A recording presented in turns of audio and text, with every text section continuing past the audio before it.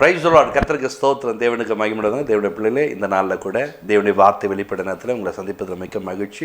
இந்த நாளில் கூட கர்த்தரை தேடுகிற ஒவ்வொரு பிள்ளையுடைய வாழ்க்கையில் அநேக நேரங்களில் தோல்விகளை பற்றி பேசி கொண்டிருங்க. பாருங்க, மாதங்கள் எல்லாம் கடந்து போயிட்டே இருக்குது. ஆனால் ஒவ்வொரு மாதம் வரும்போது அடுத்த மாதம் நல்லா இருப்பேன், அடுத்த மாதம் நல்லா ஒவ்வொரு மாதமும் தோல்வியை பற்றி பேசுறது தான் உங்களுடைய வேலை. எப்பவுமே இந்த தோல்வியை பற்றி பேசினா எப்போ தான் நீங்கள் ஜெயத்தை பற்றி பேசுவீங்க? கவனிங்க, நாம் தேவனை தேடுகிற பிள்ளைகள் நாம் தோல்வியை சந்திப்பதற்காக அல்ல, ஜெயத்தை கொடுக்கிற ஒரு தேவன் என்னோட இருக்கிறார். நமக்கு ஜெயம் கொடுக்கிற தேவனுக்கு ஸ்தோத்திரம் என்று சொல்ல வேண்டும், நம்பிக்கையோடு பேச வேண்டும். தோல்விகளை எப்போவுமே பேசி கொண்டிருப்பது உங்களுடைய வேலை கிடையாது. ஜெயத்தை பற்றி பேசு. தோல்வியை ஜெயமாய் மாற்றுகிற தேவன் நம்மளோட கூட இருக்கார். அநேகர் பாருங்க, இன்றைக்கு அப்படி தோல்வி பேசி எங்கே போனாலும் வேலை கிடைக்கலங்க, எங்கே போனாலும் வேலை கிடைக்கல, இதையே பேசி வேலை இல்லாமல் போனவங்களாம் இருக்கலாம். உடம்பே சரியில்லைங்க சொன்னவன் உடம்பு சரியில்லாமல் போனவங்களாம் இருக்கலாம். கொஞ்சம் நெஞ்சம் என்ன பண்ண நடந்தவங்களும் நடக்க முடியாமல் போனவங்க கிடக்கும். அப்படி பேசாத. பலவீனனும் தன்னை பலவான் என்று சொல்வான் என்று வேதம் சொல்லியிருக்கிறது. அப்போ பலவீன் என்ன சொல்லணும்? பலவான் என்று சொல்ல வேண்டும். நான் பலன் உள்ளவன் என்று சொல்ல வேண்டும். கர்த்தனுக்கு பலனை கொடுத்திருக்கிறார் என்று சொல்ல வேண்டும். இப்படி பேசி பாருங்க, அதுதாங்க ஜெயம். அப்படிப்பட்ட ஜெயத்தை நீங்கள் என்ன பண்ண அறிக்கை பண்ண வேண்டும், பேச வேண்டும். கவனிங்க, இந்த உலகத்தாரை நீங்கள் பாருங்க, உலகத்து மக்கள் பாருங்க எப்படி பேசுறாங்க பாருங்க. சாதாரண ஒரு சின்ன ஒரு கடை வச்சிருப்பாரு, அந்த கடையில நீ ஒரு 2 ரூபாய்க்கு வாங்க போவ, அது சொல்றாரு முதலாளி வாங்க முதலாளின்னு. அது நீங்க முதலாளியா? நீ 2 ரூபா வச்சு நிற்கிற, அவர் பெரிய கடை வச்சு நிற்கிற, அவர் சொல்றாரு பாருங்க முதலாளி. இப்படி பேசி பேசி பேசி உன்னை முதலாளின்னு கூப்பிட்டவரு அவர் முதலாளி ஆகி அங்கே வீடெல்லாம் வாங்கி சொந்தமாக கடைலாம் கட்டிட்டு இருப்பார். ஆனால் நீ பத்தியா எப்படி இருக்க பத்தியா? பேசுகிற வார்த்தை ரொம்ப முக்கியம். நீ எப்பவுமே தோல்வியும் பேசினா தோல்வி தான் கிடைக்கும். ஜெயத்தை பேசு, ஜெயமுள்ள வார்த்தை. இன்னைக்கு வேலை கிடைக்கல, கண்டிப்பாக எனக்கு ஒரு வேலை கிடைக்குங்க, நாளைக்கு வேலையோடு இருப்பேங்க, கர்த்தனுக்கு நல்ல சம்பளம். இன்னைக்கு போயிருந்தா ஒரு 10,000 சம்பளமா, ஏதோ ஒரு 10 நாள் கழிச்சு கிடைக்குதா, எனக்கு ஒரு 15,000 ரூபாய் சம்பளத்தை ஆண்டு கொடுப்பார். நான் நல்ல சம்பளத்துக்கு போங்க, நான் நல்ல வேலையை எதிர்ப்படுங்க, கர்த்தனுக்கு உதவி செய்வார். இப்படி ஒவ்வொரு நாளும் நம்பிடுங்க. அதை விசுவாசமாய் பேச கற்றுக்கோங்க, விசுவாசமாய் நடங்க, கர்த்தர் உங்களை ஆஸ்வதிப்பார். இன்றைக்கு நாம் நிறைய நேரங்களில் எதெல்லாம் நம்ம முன்னாடி தோல்வியாக போச்சோ அவைகளை எடுத்து வந்து மறுநாள் பேசுவது. நாளைக்கும் என் வாழ்க்கையில் இதுதான் நடப்பது, கவனிச்சிங்களா? இதை பேசினுங்க, அதுதான் நேற்று முடிஞ்சிச்சங்க, அதை ஏங்க இன்னைக்கு பேசுறீங்க? அப்போ நான் பேச வேண்டியது என்ன? அப்பா, என் வாழ்க்கையில் நேற்று எனக்கு ஒரு துயரம் ஏற்பட்டது, என்னை எல்லாரும் இப்படி பேசினாங்க. யார்கிட்ட பேசணும்? தேவன்கிட்ட போய் பேச வேண்டும். தேவனோடு கூட என்ன பண்ணோம்? சொல்லணும், என் வாழ்க்கை இப்படி நெருக்கிறாங்கப்பா, நீர் எனக்கு உதவி செய்யுமான்ற. இவரெல்லாம் நெருக்கப்பட்டு நான் ஒடுங்கி போகாதபடிக்கு எனக்கு நீங்கள் உதவி செய்யுங்கப்பா, என் தேவையை சந்திங்கப்பா. யார்கிட்ட போய் கேட்கணும்? தேவனிடத்தில் கேட்க வேண்டும். வேதத்தில் பாருங்க, ஈசாக்கே அங்கே இருக்கிற மக்கள், கேராரின் மக்கள் ஒடுக்கும் போது அவர் தேவனை நோக்கி பார்க்கிறார், அவர் தேவனிடத்தில் முறையிடுகிறார், தேவன் அவருக்கு உதவி செய்கிறார். ஒரு கிணறு தோன்றாரு, வந்து நிற்கிறான், வாக்குவாதம் பண்ணுறான். நீ எப்படி இது தோணலாம்? இது எங்கள் இடம், எங்கள் முன்னோர்களோட இடம், நாங்களாம் இங்கெல்லாம் இருந்தோம், நீ தோண்டக்கூடாது, மூடுறான். எவ்வளோ கஷ்டமாக இருக்கும் பாருங்க.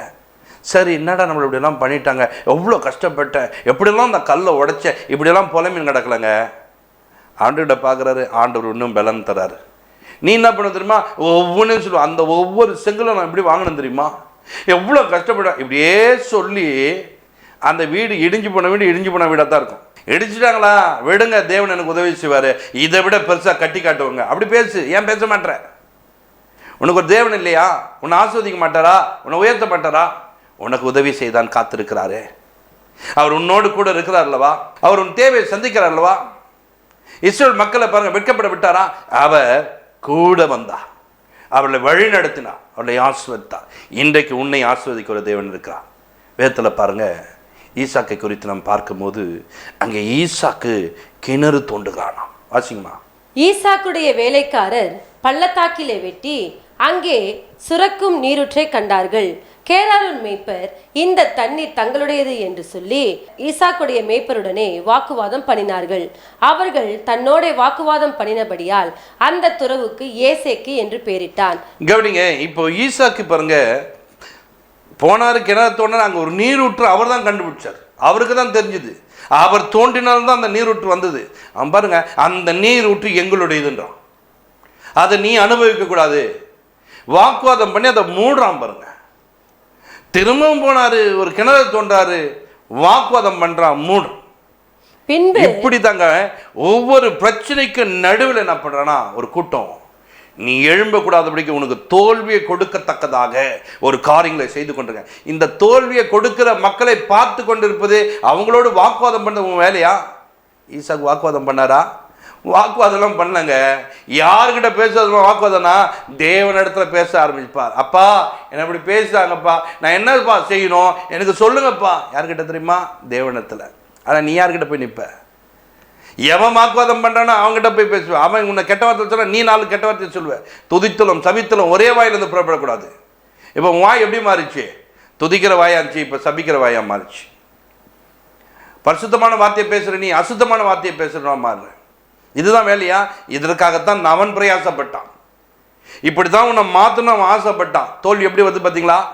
இந்த தோல்வியை பேசுகிறவன் நீ அல்ல. எத்தனை தோல்வி தான் அது நடுவில் ஜெயத்தை கொடுக்குற தேவன் என்னோட கூட இருக்கா. அவர் என் வாழ்க்கை ஜெயமாய் மாற்றுவார். போ, நில்லு, கர்த்தர் உனக்கு உதவி செய்வார். பாருங்க, அவங்க வாக்குவாதம் பண்ணி இன்னொரு கிணறு மூட்டாங்க. திரும்பவும் பாருங்க, இன்னொரு கிணறு திரும்பவும் போய் தோண்டினான். இப்போ வாக்குவாதம் பண்ணதுக்கு ஆள் இல்லாமல் போச்சு. எத்தனை வாக்குவாதம் பண்ணுவேன், எத்தனை காரியங்கள் கொண்டு வருவேன். நீ எத்தனை கொண்டு வந்தாலும் ஜெயத்தை கொடுக்கிற தேவன் என்னோட கூட இருக்கா. என் வாழ்க்கை அவர் ஜெயமாய் மாற்றுவார். கர்த்தரின் ஆஸ்வதிக்க சித்தம் கொண்டவருங்க. அதை தடுக்க ஒருவராலும் முடியாதுங்க. என்னை உயர்த்துகிற தேவன். அப்போ யார் தடுக்கிறது தெரியுமா? நீயே உன் வாயினால் பேசி பேசி எங்கே போனாலும் பிரச்சனை இருக்குது, எங்கே போனாலும் பிரச்சனை இதை சொல்லி சொல்லி சொல்லி உன் ஆசீர்வாதத்தை கெடுக்கிறவன் நீ தான். இந்த வீட்டில் எதனா ஒரு பொருள் இருக்குதா பாரு, எல்லாம் இது அப்படியே சொல்லி சொல்லி சொல்லி ஒன்றெல்லாம் ஆக்கிடு. இந்த வீட்டுக்குள்ளே வந்தால் நிம்மதி இருக்கா பாரு, சொல்லி சொல்லி சொல்லி நிம்மதியெல்லாம் ஆக்கிடு. இந்த வீட்டுக்குள்ளே வந்தால் பாருங்க, எப்போ பாரு பாருங்க ஒரே தொல்லையாக இருக்குது. சொல்லு சொல்லு, என்னென்ன சொல்லணுமோ சொல்லு. உன் வீட்டை எப்படியெல்லாம் மாற்ற முடியுமோ மாற்று. அதை பேசுறதை விட எங்கே சுற்றினாலும் என் வீட்டுக்குள்ளே வந்தால் நிம்மதியை கர்த்தர் வைத்திருக்கார், சந்தோஷத்தை வைத்திருக்கிறார், மனமகிழ்ச்சி வைத்திருக்கிறார். சொல்லு, எப்படி பேசு. தோல்வியை ஜெயமாய் மாற்றி காட்டு. உன் பிள்ளைகள்லாம் அதில் ஆசுவாதமாக இருப்பாங்க, உன் குடும்பத்தார் ஆசுவாதமாக இருப்பாங்க. அதுக்காக பிரயாசப்படு.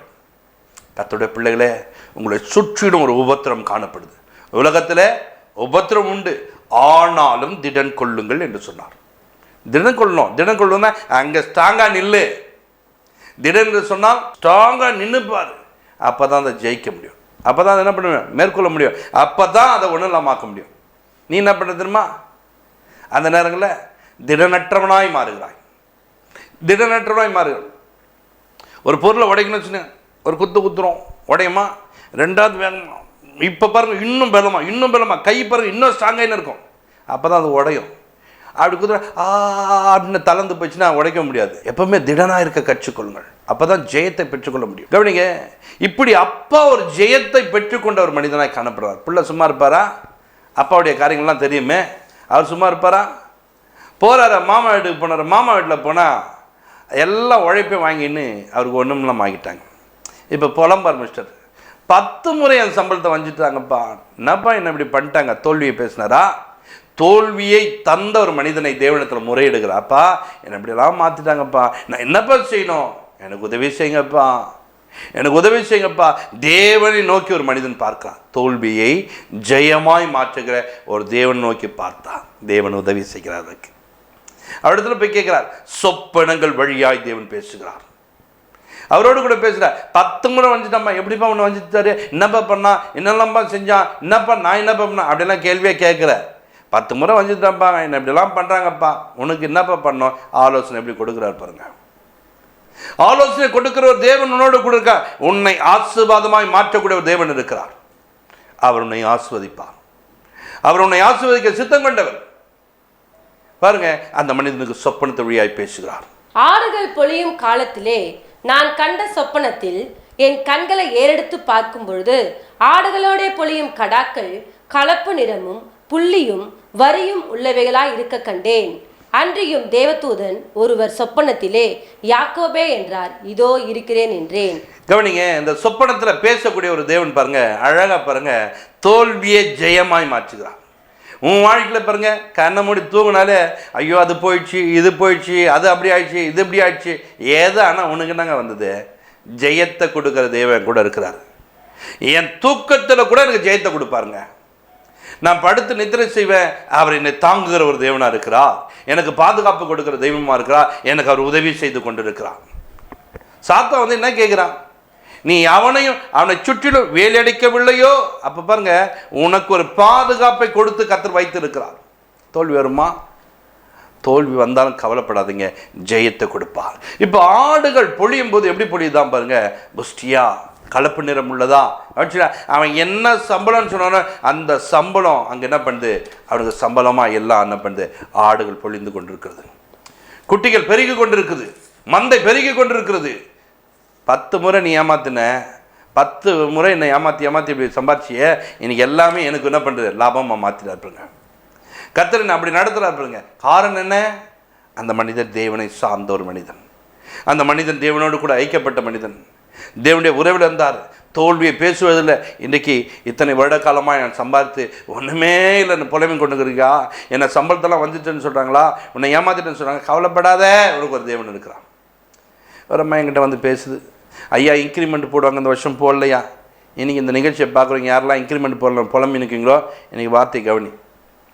அந்த அம்மா அந்த புலம் சொல்லுது, இன்க்ரிமெண்ட் போடுவாங்க, போடலையா? எவ்வளோம்மா போட்டாங்க போன வருஷம் கேட்டேன். 600 போட்டாங்கயா. இப்போ இந்த வருஷம் எவ்வளோ போடுவாங்க? 700 போடுவாங்களா 800 போடுவாங்க? நான் 1000 போட்ட நல்லா போட மாட்டேன்றாங்கய்யா, எதுவுமே போட மாட்டேன்னு சொல்லிட்டாங்கய்யா.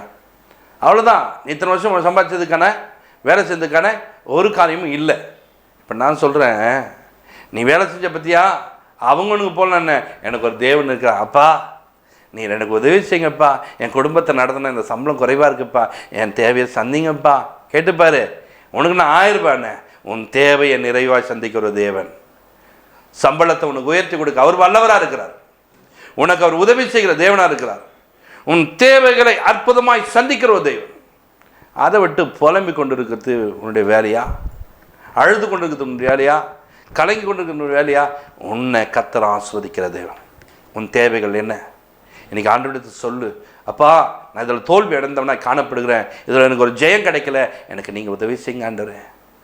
எந்த இடத்துல தோல்வியோடு இருக்கிறியோ அந்த தோல்வியை ஜெயமாய் மாற்றுகிற தேவன் உனக்கு அவர் உதவி செய்வார், உனக்கு ஒரு அற்புதம் செய்வார், உன் வாழ்க்கையில் ஒரு பெரிய மாற்றத்தை கொடுப்பார். ஆண்டு உனக்கு உதவி செய்வார். எந்த இடத்துல தாவீதை ஏளனமாக பார்த்துட்டு நீ போடா உன்னெல்லாம் முடியாதுன்னு நினச்சாங்களோ அதே இடத்துல தான் அவர் ஜெயம் பெற்றவராய் மாறினார். ஜெயத்தை யார் கொடுத்தது? தேவன் கொடுத்தார்.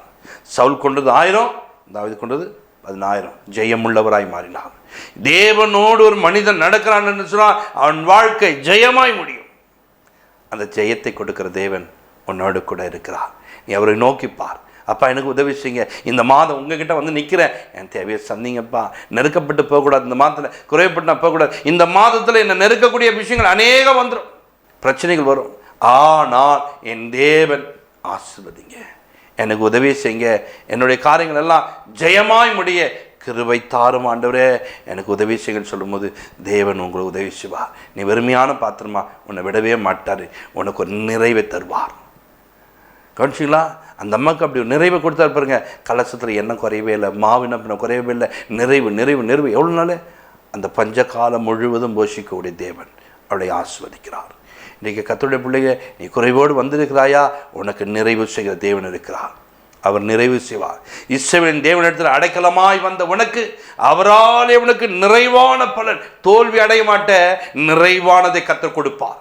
காலையிலேருந்து இவ்வளோ நேரம் இதுதான் வந்துச்சுன்னா பாருங்கள், வீட்டுக்கு போகும்போது நிறைவாக எடுத்துக்கொண்டு போகிறார், நிறைவாக கர்த்தர் அனுப்புகிறார். இந்த மாதம் உன்னை நிறைவாக நடத்துவார், உனக்கு உதவி செய்வார், உன்னை ஆஸ்வதிப்பார், உன் தேவையை சந்திப்பார். ஜெபிப்போம். பரலோக பிதாவே உமக்கு நன்றி சொல்கிறோம். இப்பொழுதும் யாரெல்லாம் அன்றே தோல்விகளை பற்றி பேசி கொண்டார்களோ அந்த வாயெல்லாம் அன்றே எனக்கு ஜெயம் கொடுக்கிற தேவன் இருக்கிறார், அவர் எனக்கு ஜெயத்தை கொடுப்பார். என் முன்னோர்கள் தோற்று போகாதபடிக்கு அவர்களெல்லாம் ஜெயத்தை கொடுத்தார், அவர்களை ஆசீர்வதித்தார், அவர்களை உயர்த்தினார், அவர்கள் விதைக்கும் பொழுது 100 மடங்கு ஒரு ஆசீர்வாதத்தை கொடுத்தார். அதே தேவன் இன்றைக்கு என் வாழ்க்கையில் இடைப்படுவார். அதே தேவனை கொண்டு நான் ஒரு பெரிய காரியங்களை செய்ய போறேன்ட்டு விசுவாசமாய் பேச, விசுவாசமாய் நடக்க கிருபையும் பலத்தின் தேவன் தந்து இவளை ஆசீர்வதிங்க, பலப்படுத்துங்க, பெரிய காட்சி எல்லாவற்றையும் பொருட்படுத்துங்க. ஏசு கிறிஸ்துவின் ஜெபத்திற்கு நல்ல பிதாவே, ஆமென். God bless you.